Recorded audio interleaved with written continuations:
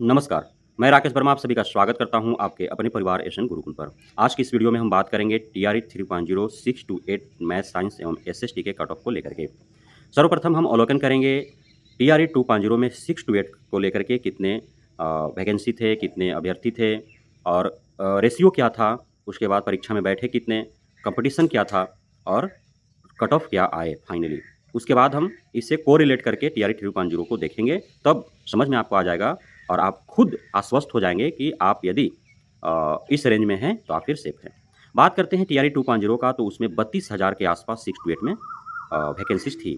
1.0 में 6 टू 8 का वैकेंसी दिया नहीं गया था, इसलिए उस पर चर्चा करना ही व्यर्थ है। और यदि आवेदकों की बात किया जाए तो 3.25 लाख के आसपास आवेदक थे। 3.25 लाख के आसपास आवेदक थे। लेकिन अब 100% किसी भी परीक्षा में परीक्षार्थी बैठ जाएं, यह तो हो नहीं सकता है। तो कंपटीशन यदि हम देखेंगे, रेशियो यदि देखेंगे पर सीट, तो आवेदक तो 10 थे लगभग, लेकिन 8-9 के करीब परीक्षार्थी जो परीक्षा में सम्मिलित हुए वो थे। लेकिन अब 10 पहुंच जाता है तब जब बीपीएससी आयोग के द्वारा परिणाम घोषित ही नहीं किए जाते हैं 100% वैकेंट सीट पर, क्योंकि कटौती कर ली जाती है। टीआरई 1 में भी देखने को मिला, टीआरई 2 में भी देखने को मिला। टीआरई 3.0 में चूंकि शिक्षा विभाग के एसएस भी बदल चुके हैं, बीपीएससी आयोग के चेयरमैन भी बदल चुके हैं, तो अब यहाँ पे कितनी ईमानदारी और पारदर्शिता के साथ रिक्तियों को भरने हेतु परिणाम घोषित किए जाते हैं, यह देखने वाली बात होगी। तो उसमें ये हालात थे। अब जब रिजल्ट आए, कट ऑफ पर जब नज़र गई, खास करके हम बात करेंगे यदि मैथ साइंस और एसएसटी का, तो लगभग कट ऑफ सेम देखने को मिला, लगभग कट ऑफ सेम देखने को मिला। यह भी एक देखने को मिला कि मेल और फीमेल का कट ऑफ में भी बहुत ज़्यादा अंतर नहीं रहा। अच्छा, अब आप समझिए बात को। टीआरई 2.0 में कट ऑफ हाई गया, इसके पीछे का मुख्य रीजन था भाषा अर्हता को शून्य करना। ऐसा नहीं था कि प्रश्न इजी था, प्रश्न इजी नहीं थे। प्रश्न टीआरई 2.0 में चाहे मैथ साइंस का हो या फिर एसएसटी का हो, दोनों जगहों पर घुमावदेर थे। मैथ में यदि बात करें तो मैथ जो था वो ट्रिकी था, उसमें सोल्यूशन करने वाले थे, अत्यधिक समय लग रहे थे मैथ के जो भी अभ्यर्थी थे। बावजूद इसके इतने अच्छे कट ऑफ गए। एसएसटी में भी कुछ सब्जेक्ट ऐसे थे जो घुमावदार थे, पता ही नहीं चल पा रहा था कहाँ से प्रश्न पूछ रहा है, तो उन्हें भी तकलीफें हुई। बावजूद इसके कट ऑफ हाई गए, तो इसके पीछे का मुख्य रीजन था कि भाषा अर्हता को शून्य किया गया। अब भाषा अर्हता को शून्य करने के कारण कट ऑफ हाई क्यों गया? इसलिए कि आपने देखा आरटीआई लगा करके बीपीएससी आयोग से जब सूचनाएं प्राप्त की जा रही हैं, तो आप देख पा रहे हैं कि किस कदर वैसे शिक्षक बन गए हैं जो भाषा अर्हता में उन्होंने 9 अंक भी नहीं ला पाए, 30 अंक में, यानी 30% भी वो मार्क गेन नहीं कर पाए, जबकि उनका मेन सेगमेंट में 120 में अत्यधिक अच्छे मार्क्स आए। यदि भाषा अर्हता शून्य नहीं की जाती तो भले ही 120 में चाहे जिसका जितना मार्क्स आ जाए, यदि वे भाषा में क्वालिफाई नहीं कर पाते तो उनका मेरिट में जगह नहीं बन पाता। अब वैसे अभ्यर्थियों की कमी पड़ती तो निश्चित था कि कट ऑफ जो था वो थोड़ा और कम होते दिखता आपको। लेकिन बीपीएससी आयोग का गलत नीतियों के कारण कट ऑफ हाई गया। अब प्रश्न भी घुमावदार थे, ट्रिकी थे, टाइम टेकिंग थे, बावजूद इसके गया। और साथ ही टीआरई 2.0 में शिक्षक अभ्यर्थियों को तैयारी के लिए विशेष अवसर भी नहीं प्रदान किए गए थे। टीआरई 1.0 संपन्न हुए, परिणाम घोषित हुए, काफ़ी अनियमितताएं देखी गई। उसके बाद से प्रत्येक कैटेगरी के शिक्षक अभ्यर्थी जो पीड़ित थे, रिजल्ट जिनका नहीं हो पाया, साथ ही कई प्रकार के गलतफहमियां भी थी। फर्स्ट परीक्षा थे, बीपीएससी आयोग खुद कन्फ्यूजन थी उसे कि कैसे रिजल्ट देना है, किन्हें देना है, नहीं देना है। तमाम तरह के उन्हें बार बार प्रेस कॉन्फ्रेंस करके, ट्वीट कर करके उनको सफाई देनी पड़ती थी। कई सफाई ऐसे होते थे जिसमें बदलाव देखने को मिले समय दर समय। इन सभी चीज़ें से भड़क रहे थे शिक्षक अभ्यर्थी और वे बार बार सड़कों पर उतर जा रहे थे। सप्लीमेंट्री रिजल्ट को लेकर के सड़कों पर वे उतरे। पीएच कैटेगरी में रिजल्ट नहीं दिया गया, इसको लेकर के वे सड़कों पर उतरे। पुरुषों की अपेक्षा महिलाओं को रिजल्ट दिया गया, इसको लेकर के। सीटेट फेल को, डीएलएड फेल को, बीएड फेल को, एस्टेट फेल को, एस्टेट सितंबर वाला को रिजल्ट दिया गया, बीएड को 1 to 5 में रिजल्ट दिया गया, इसको लेकर के वे सड़कों पर उतरे। तो तमाम तरह के उसमें धरना प्रदर्शन आंदोलन हो रहे थे, इसको दबाना था। साथ ही बीएड को 1 to 5 से बाहर करने को लेकर के माननीय सुप्रीम कोर्ट का आदेश आ गया था। इस वजह से बीपीएससी आयोग और शिक्षा विभाग बीएड को 1 to 5 में रिजल्ट नहीं दे सकती थी, वो उनको निकाल दिया। जबकि बहला फुसला करके बीपीएससी आयोग के चेयरमैन के द्वारा 1 to 5 में एग्जाम ले लिए गए थे, रिजल्ट रोक दिए गए थे। और टीआरई 2.0 में भी एनआईएस डीएलएड को 1 to 5 में इसी प्रकार से देखे गए, 6 to 8 में इसी प्रकार से देखे गए। अब वे भी बीएड धारी भी सड़कों पर थे, वे भी तैयारी में कहाँ जुटे थे। इन सभी अभ्यर्थियों को लग ही नहीं रहा था, कुछ एहसास ही नहीं था कि इतना जल्दी वैकेंसी आ जाएगा। लेकिन इन सारे चीज़ों को दबाने के लिए शिक्षा विभाग, बीपीएससी आयोग ने तुरंत विज्ञापन जारी कर दिया। विज्ञापन जारी करके उन्होंने एग्जाम ले लिया। इन सारे कारणों के बावजूद एनआईएस डीएलएड भी निकल गए, अभ्यर्थी भी कम हो गए, इसके बावजूद इतना कट ऑफ गया। समझ रहे बात को? तो अब आते हैं टीआरई 3.0 पर।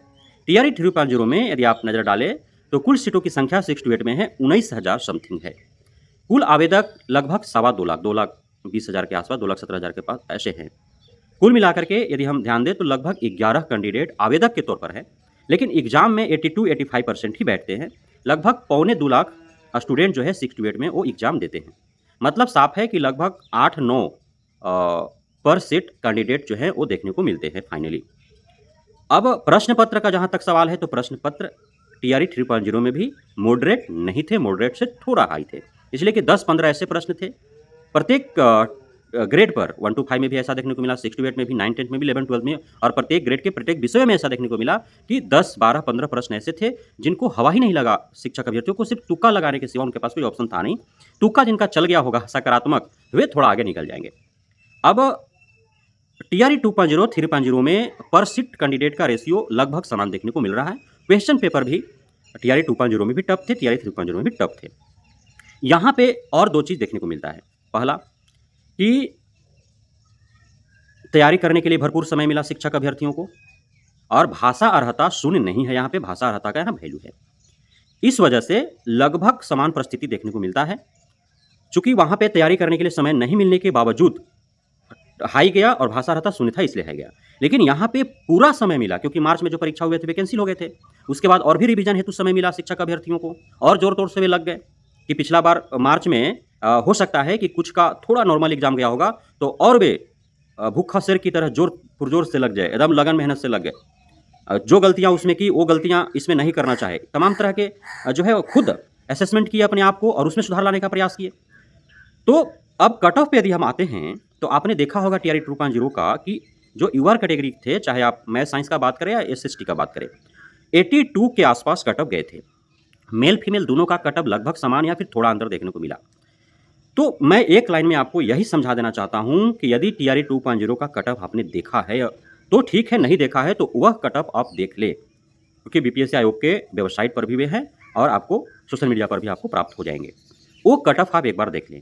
यदि उस कट ऑफ के इर्द गिर्द आप हैं तो 90% मैं दावे के साथ कह सकता हूं कि आप सेफ हैं, चाहे जिसकी कैटेगरी में हो, मैथ साइंस हो या फिर एसएसटी हो।